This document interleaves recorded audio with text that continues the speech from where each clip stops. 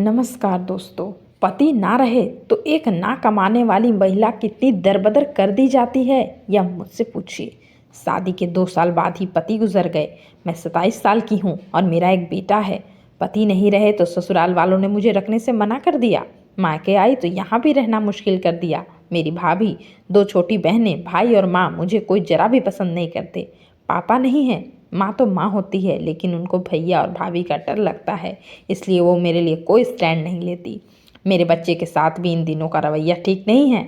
इन सबके जिल्लत भरे बर्ताव से मेरा आत्मसम्मान यहाँ छलनी है। मेरे बच्चे को भी झिड़कते रहते हैं।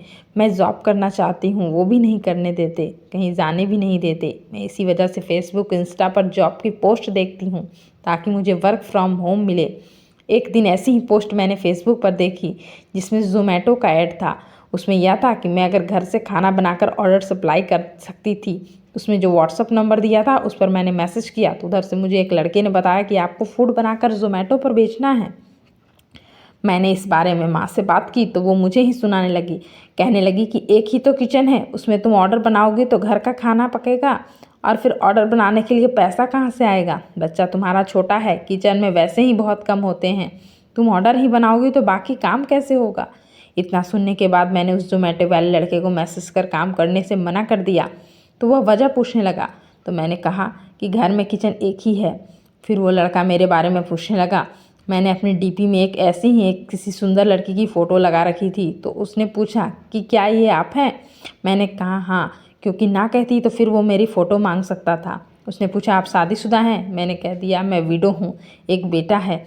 फिर मैंने उसको इग्नोर किया और बात करना बंद कर दी, लेकिन उसका मैसेज आना चालू रहा।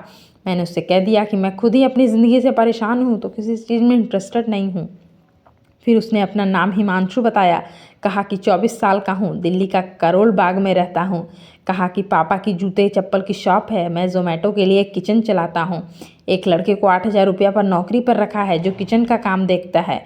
कहने लगा कि आपका दूसरी शादी के बारे में क्या ख्याल है। मैंने बोल दिया कि कुछ नहीं, मुझे दूसरी शादी नहीं करनी। डीपी की लड़की मुझे समझकर मेरी सुंदरता की तारीफ़ करने लगा और कहने लगा कि आप दिल्ली आ जाओ और जब तक आपकी जॉब नहीं लगेगी मैं सारी व्यवस्था कर दूँगा। अब आप लोग बताइए कि मुझे क्या करना चाहिए। मैं यहाँ मायके में आत्मसम्मान बिल्कुल खो चुकी हूँ। कोई मेरा अपना मुझे अपना समझकर बात नहीं करता। कमरे में बंद रहती हूँ। एक तरफ मेरे अपने लोग मेरे बच्चे से भी मोहब्बत नहीं करते। भाभी और मेरी दोनों बहनें मुझसे लड़ती रहती हैं। मैं मेंटली और फाइनेंशियली बहुत परेशान हूँ। मुझे क्या कदम उठाना चाहिए, कमेंट में ज़रूर बताइएगा।